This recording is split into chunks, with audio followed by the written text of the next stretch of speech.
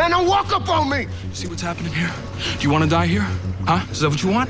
Because these guys really want to shoot you. Racism, prejudice, emotional manipulation, and inordinate behavior towards the opposite gender had taken the center stage in the nation.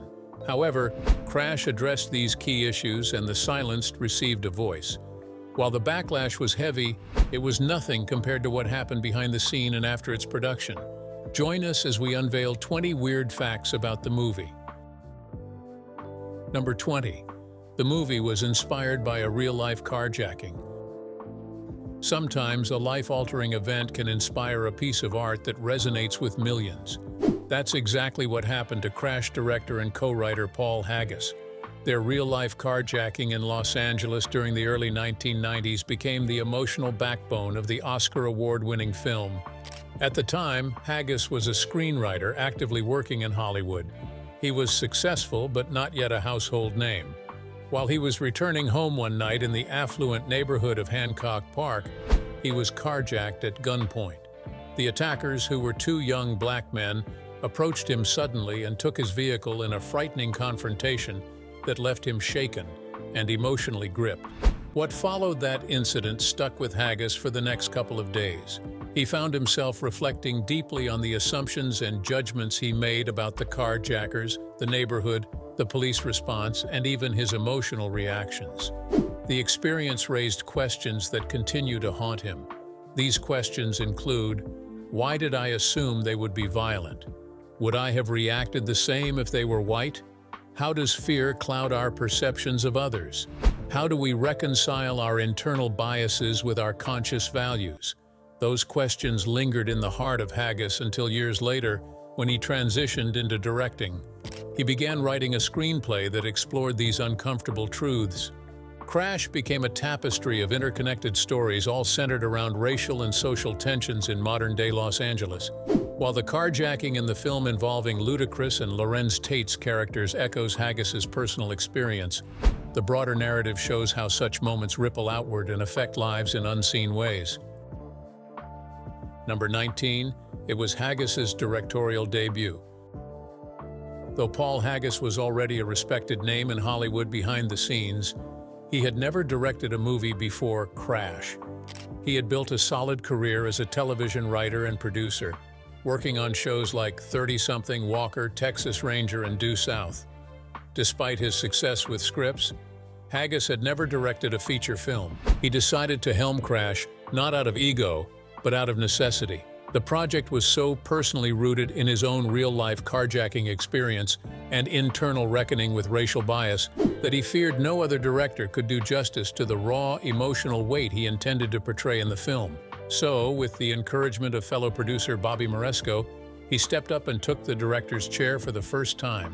What made the decision even more daring was the nature of the film itself. Crash juggled multiple characters and plot lines that intersected in unexpected ways. It was a trial by fire for Haggis, who was only a first-timer. Drawing from his experience with storytelling, where pacing and structure are everything, Haggis carefully mapped out each character's arc, ensuring the emotional beats resonated with audiences. He encouraged collaboration on set, inviting actors to bring their insights into the roles, making the ensemble scenes feel more authentic and unscripted. Despite the film's intensity, the set wasn't a chaotic mess. Actors described the environment as intimate and focused. When Crash was released in 2004, many were surprised to learn that it was his first film as a director. The movie went on to earn 6 Academy Award nominations and won in the categories of Best Picture, Best Original Screenplay, and Best Film Editing. This was a rare feat for a directorial debut. Number 18. The film was made on a tiny budget. Considering the Crash sweeping story, a list cast, and Oscar-winning legacy, it will surprise you to know that it was made for a shockingly small amount of money. In an era when Hollywood films routinely had budgets of $50 million or more, Crash was produced on a mere $6.5 million. The low budget was a direct result of the film's independent nature. Crash wasn't backed by a major studio when it began development. Paul Haggis and producer Bobby Moresco had a tough time convincing investors to fund a movie about racism, prejudice, and the painful realities of modern society. It was a challenging sell, especially since the film had no clear protagonist and tackled emotionally charged topics that could easily spark controversy. As a result, Haggis and his team had to be more careful with the dollars. They avoided costly studio sound stages and shot the film on location in Los Angeles. Many of the scenes were filmed with natural lighting or minimal equipment, reducing the need for large crews or expensive gear. The cast, despite their star power, worked for significantly reduced salaries. Wardrobe and props were also kept simple. Many characters wore the same outfits in multiple scenes, and several props were borrowed or reused. Despite these limitations, or perhaps because of them, Crash ended up feeling more real, raw, and intimate than most high-budget productions. And in the end, that gamble paid off. The film grossed over $98 million worldwide, becoming a massive success by indie standards.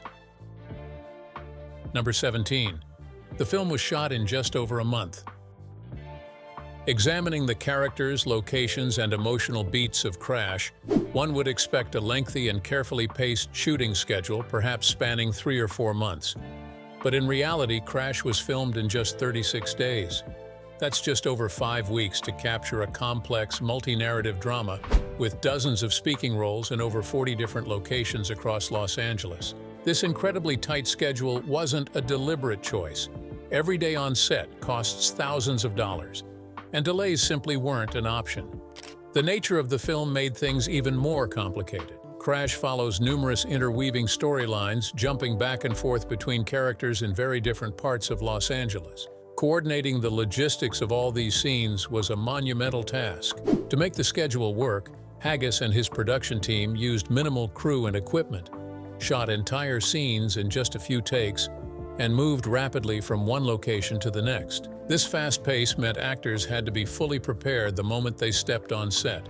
With the pressure of limited time, they leaned into the rawness of each scene, often delivering some of their best work on the very first take.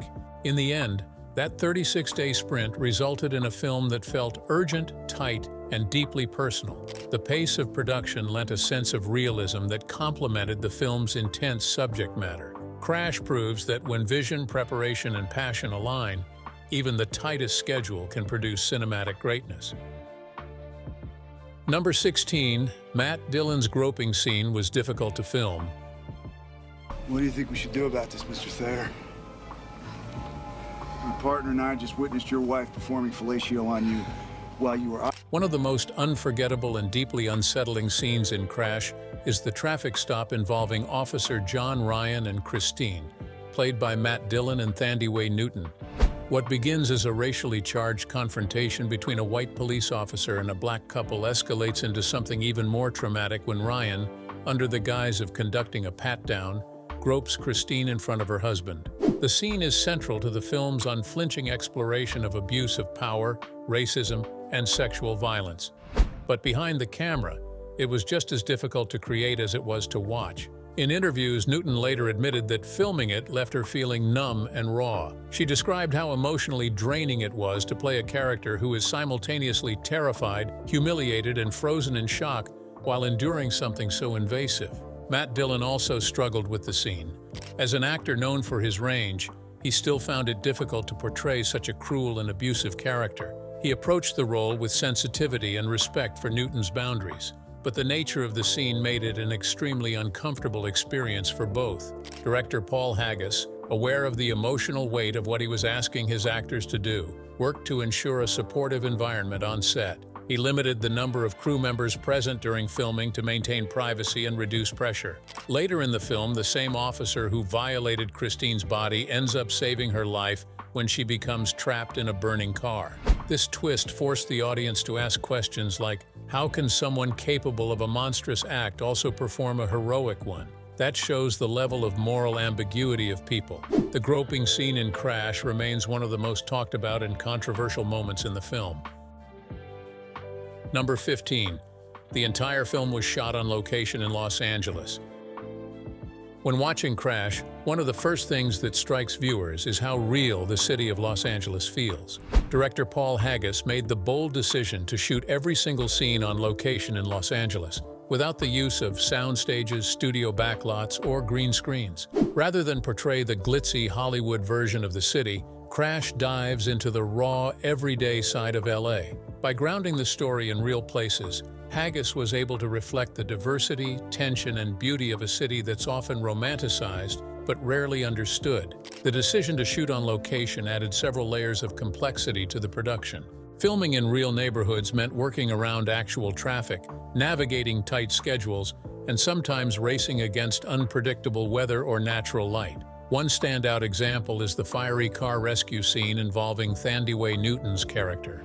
Instead of filming it in a controlled studio lot with green screen effects, the crew staged the rescue on an actual street, using a real overturned car and fire rigs. Shooting on location also allowed the actors to immerse themselves in the world their characters inhabited fully. The LA that Crash portrays isn't polished or idealized. That authenticity became a cornerstone of the film's identity. For audiences, it reinforced the emotional weight of the stories being told. Number 14, the movie was shot out of sequence. One of the most complex aspects of filmmaking, especially in a movie as emotionally layered as Crash, is maintaining the continuity of the story and characters, particularly when the movie is not filmed in chronological order. In Crash, this challenge was taken to the extreme. The film was entirely shot out of sequence. This was mainly due to budget constraints, tight scheduling, and the need to accommodate a wide range of actors in real locations. This meant that actors could be filming the emotional climax of their story arcs before they'd even shot the opening scenes. Paul Haggis, making his feature directorial debut, had to do his best to keep track of each character's emotional state at any given moment in the film. Scenes don't follow a linear timeline, and characters frequently reappear in different contexts. To address this, Haggis worked closely with each actor before filming their scenes. In some cases, actors were given flashcards or notes to help them remember where their characters were mentally and emotionally. This out-of-order approach tested the cast's emotional depth and adaptability, but it also lent the film a unique rawness. Though challenging, shooting out of sequence was a risk that paid off. Number 13, a real car crash happened on set. Given its title and subject matter, it's no surprise that Crash features multiple car accidents. But in a bizarre twist of fate, not all of the crashes in Crash were scripted. During the filming of one of the movie's many driving scenes, a real-life car accident occurred on set. The incident happened while the crew was filming on the streets of Los Angeles. Unlike studio-controlled environments or backlot setups, filming on real city streets comes with inherent risks. On this particular day, while the crew was setting up a scene involving a moving vehicle, a real driver unconnected to the production accidentally collided with one of the vehicles involved in the shoot. The production crew, trained for emergencies, acted quickly.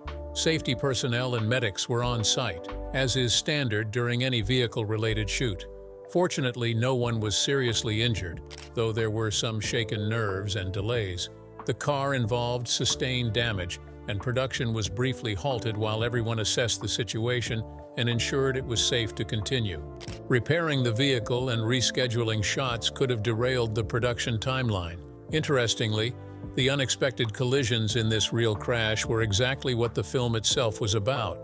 It occurs when people from different worlds cross paths under pressure. It was a powerful, albeit unplanned moment of life imitating art. Number 12. The role of Cameron was originally written for a white actor. One of the minor and emotionally conflicted characters in Crash is Cameron Thayer, a successful television director played by Terrence Howard.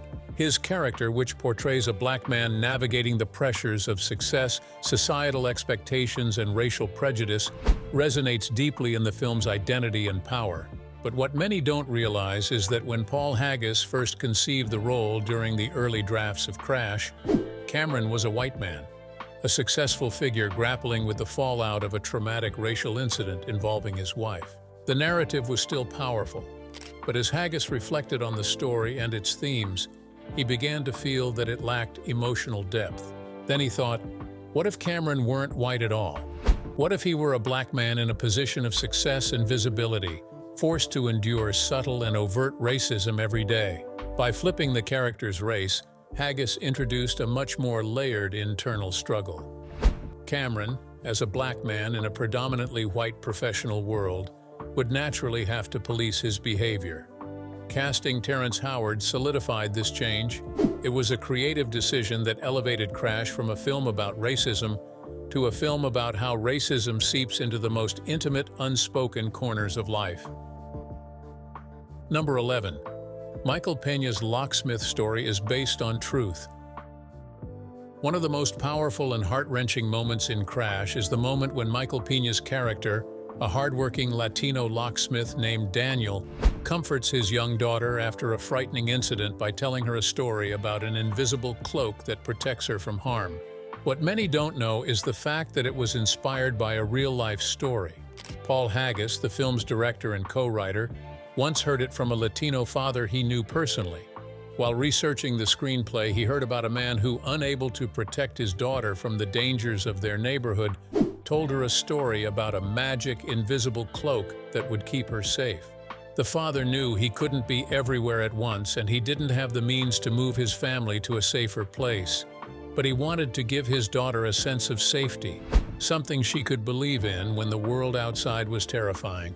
That real-life moment stuck with Haggis, and he wove it into the character of Daniel.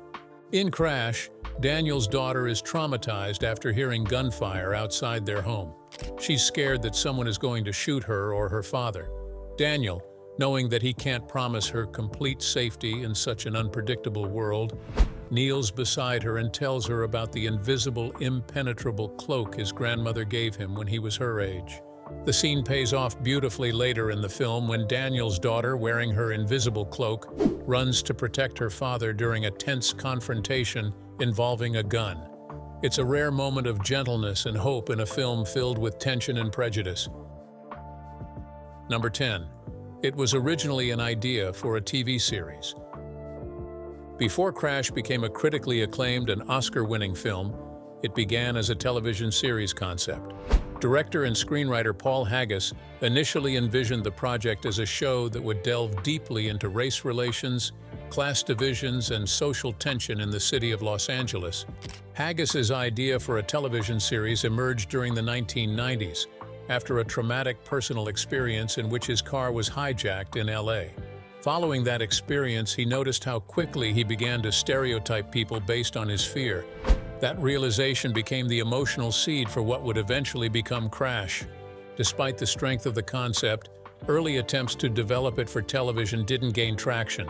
Networks weren't ready to commit to a show that would be so focused on uncomfortable themes like racial profiling, police abuse, and immigrant struggles. So Haggis changed direction. Along with co-writer Bobby Moresco, he reworked the idea into a feature-length screenplay. The feature film was released in 2004 to critical acclaim. It would go on to win 3 Academy Awards, including Best Picture, Best Original Screenplay, and Best Editing. In 2008, Crash was adapted back into a television series, airing on the Starz network. Number 9. Ludacris was cast against type. When Crash premiered in 2004, audiences were surprised to see rapper Ludacris's real name, Christopher Bridges, in a prominent and serious role. Known at the time for his high-energy Southern hip-hop hits, Ludacris had built a reputation for flashy charisma, comedic swagger, and lyrical power. So when he was cast as Anthony, a complex and opinionated carjacker in an intense drama, it raised more than a few eyebrows among the audience. Ludacris had very little acting experience at that time and had never taken on a dramatic role of such emotional and social weight. Ludacris himself was hesitant about joining the cast, but Haggis saw something in him. He didn't want Anthony to be a one-dimensional criminal. Instead, he envisioned a young black man who expressed contradictions and challenged stereotypes. He talked about racial injustice and systemic oppression even as he contributed to it. Ludacris threw himself into the part. He studied the script closely, asked questions, and leaned on his own life experience. The result was a performance that surprised critics and audiences alike. Ludacris brought humor, intensity, and sharp energy to the screen, portraying Anthony not as a caricature, but as a deeply conflicted young man trying to make sense of the world around him. Number 8. The snow scene is symbolic. One of the most haunting and quietly beautiful moments in Crash was the gentle snowfall drifting down over the streets of Los Angeles. For many viewers, this sudden shift in weather might seem odd because it doesn't snow in Los Angeles, at least not in such a manner. However, director Paul Haggis included it as a symbol of the division, misunderstanding, and the hidden humanity behind every face. Snowfall is so rare in Los Angeles that its appearance in any story immediately disrupts expectations. By letting snow fall in the final moments of Crash, Haggis was indirectly inviting the audience to stop, reflect, and feel the emotional weight of the journey they had just taken. The snow serves as a metaphor for cleansing.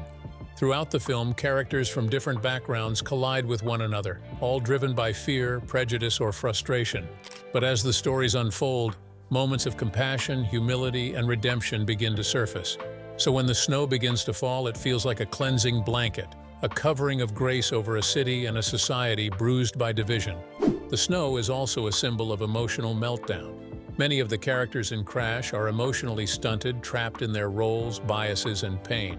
But by the end of the film, those hardened emotional shells begin to crack. The snow suggests that even in the coldest, most unlikely of places, like the heart of someone filled with hate, warmth can return. Visually, the snow also adds an ethereal, dreamlike quality to the final scenes. After all the intense realism of the film, the snow transforms LA into something softer and quieter. It reminds viewers that Crash was never just a story about a city. It was a story about the invisible collisions we all experience every day within ourselves and with others. Number 7. It was edited in only 48 hours. In the world of filmmaking, editing is often a long and meticulous process, sometimes taking months to fine-tune a movie's rhythm, tone, and emotional flow. But in the case of Crash, director Paul Haggis and editor Hughes Winborn found themselves racing against the clock to meet an urgent film festival submission deadline. They had no choice but to assemble a rough cut of the movie in just 48 hours. The reason for the rush was that a coveted spot at the Toronto International Film Festival was on the line.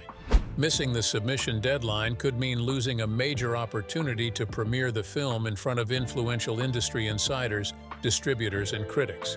So, with very little sleep and maximum intensity, the editing team dove in. What's perhaps most surprising is that the final version of Crash wasn't dramatically different from that frantic 48-hour cut. Haggis has said in interviews that although the film underwent additional fine-tuning afterward, many of the core editing decisions remained intact from that initial version. In other words, the heart of Crash was born in that 2-day sprint. Editor Hughes Winborn was incredibly skilled that his work on Crash would go on to win him the Academy Award for Best Film Editing at the 2006 Oscars. The pressure cooker environment may have even benefited the film creatively. With no time for overthinking or second-guessing, the team had to trust their instincts.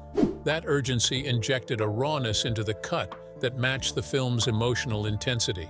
In the end, the 48-hour edit became part of the Crash legend, teaching us that when passion and purpose align, even the most ambitious cinematic puzzles can be solved under extreme time constraints. Number 6. The title has a double meaning. At first glance, the title Crash seems straightforward, even blunt. Given the film's opening scenes and recurring themes, it appears to simply reference the car accidents that tie the story's many characters together. But as the story unfolds, it becomes clear that the title carries a far deeper and more symbolic weight. The true genius of Crash lies not just in physical collisions, but in emotional, psychological, and cultural clashes as well. Director Paul Haggis has said in interviews that he chose the title deliberately to suggest more than just car wrecks. The physical crashes throughout the film serve as the entry point into deeper, more profound human collisions. The movie opens with an almost poetic monologue delivered by Don Cheadle's character. It's the sense of touch. In any real city you walk, you brush past people and people bump into you. In LA, nobody touches you. We're always behind this metal and glass. I think we miss that touch so much that we crash into each other just so we can feel something. This quote alone encapsulates the emotional resonance of the film's title. In a city like Los Angeles, people are often isolated by race, socioeconomic status, and social class, and in that isolation they yearn for contact and acknowledgement. That yearning for connection sometimes manifests not in hugs or handshakes, but in explosions of misunderstanding and prejudice. So when Haggis titled his film Crash, he was drawing attention not only to the literal accidents that occur, but to the invisible collisions between worldviews. The title also serves as a commentary on America's ongoing cultural and racial tensions. Moreover, the simplicity of the word crash makes it universal and timeless. Number 5. It beat Brokeback Mountain in a controversial Oscar win. In one of the most talked about moments in Academy Awards history, the 2006 Best Picture Oscars went to Crash. This surprise left many in the audience stunned and sparked an ongoing debate that continues to this day. Most critics and film industry insiders had widely predicted that Brokeback Mountain, the sweeping and emotional love story directed by Ang Lee, would win. Leading up to Oscar night, Brokeback Mountain had dominated awards season. It had won the Golden Globe for Best Drama, the Directors Guild Award for Best Director, and Best Picture honors from both the BAFTAs and the Producers Guild of America. Ang Lee even won the Oscar for Best Director that night, strengthening the expectation that his film would take home the top prize. So when Crash was announced as Best Picture, silence filled the Kodak Theater. Some clapped hesitantly while others were visibly confused. Even Jack Nicholson, who opened the envelope and read the winner aloud, looked surprised before announcing Crash. Immediately, critics and fans accused the Academy of playing it safe. They suggested that voters were reluctant to award Brokeback Mountain, a groundbreaking film about a romantic relationship between two men, the highest honor. Many felt that the industry ignored the film because of its discomfort with LGBTQ+ themes, especially from older or more conservative members of the Academy's voting body. Director Paul Haggis acknowledged the surprise win years later. In a 2015 interview, he said, "Was it the best film of the year? I don't think so. There were great films that year. Brokeback Mountain is a great film. Ang Lee is a brilliant director. I was sure it wouldn't win." Despite the controversy, both films have found their places in cinema history. Number 4. Sandra Bullock took a pay cut.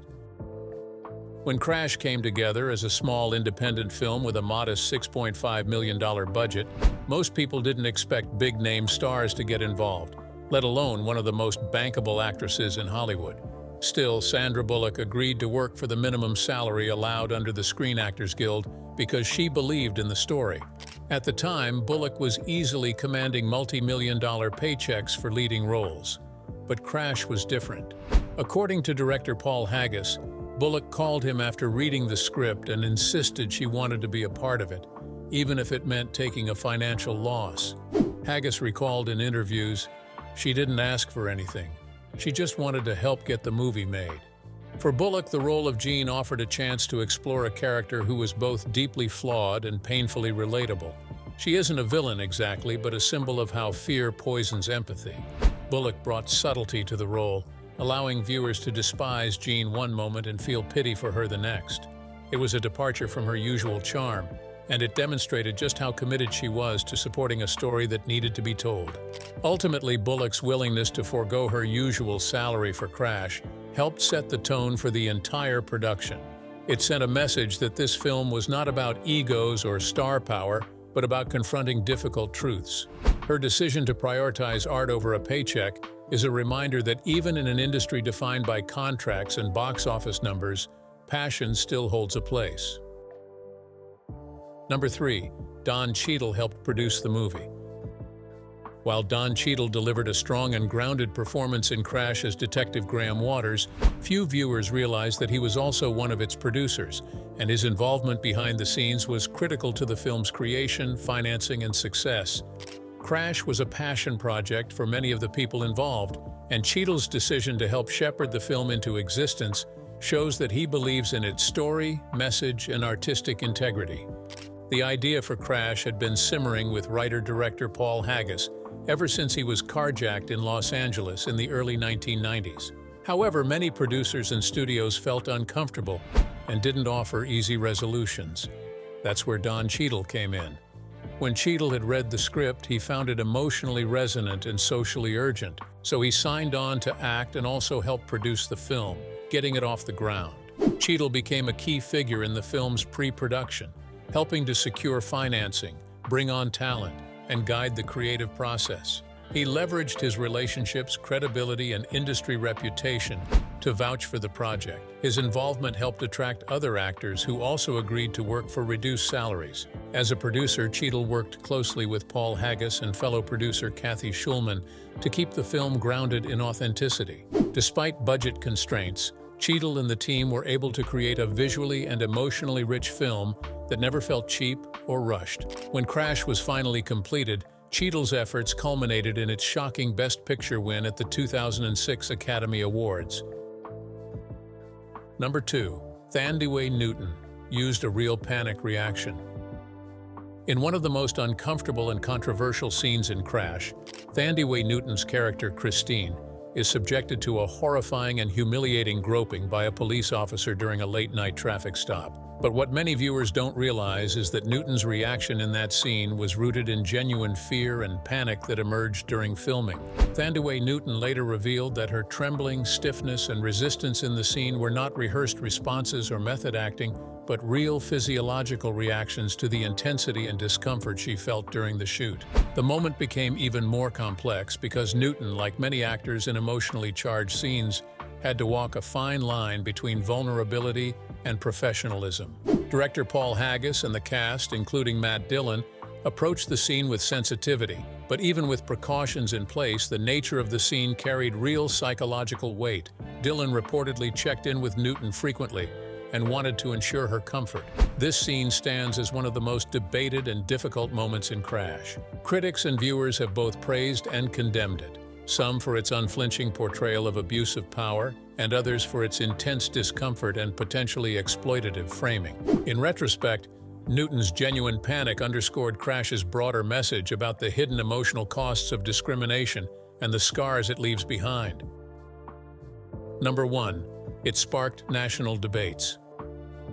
When Crash was released in 2004, few could have predicted the firestorm of conversation it would ignite across the United States and even internationally. Crash became a catalyst for national debates around race, class, privilege, and the often unspoken tensions simmering beneath the surface of American society. At the heart of the controversy was the film's unflinching portrayal of racial prejudice in all its complexity. Crash demonstrated that bias isn't limited to one group, social class, or skin color. The film dared to ask uncomfortable questions such as, can a good person harbor ugly biases? Can a racist redeem themselves? Can systemic racism and personal trauma coexist? These questions struck a nerve. Audiences and critics alike were divided. Some praised Crash as brilliant social commentary, applauding it for exposing uncomfortable truths about how people interact across racial lines. Others accused it of being overly emotionally manipulative,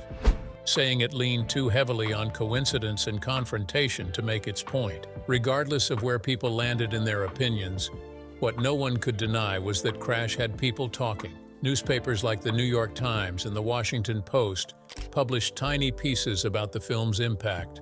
The backlash added more fuel to the national conversation. In the end, Crash became a cultural moment and a bold reminder that storytelling has the power to shake a nation's conscience. What have you learned from these weird facts about Crash? Share with us in the comments and subscribe to our YouTube channel. Hit the like button and share this video with others.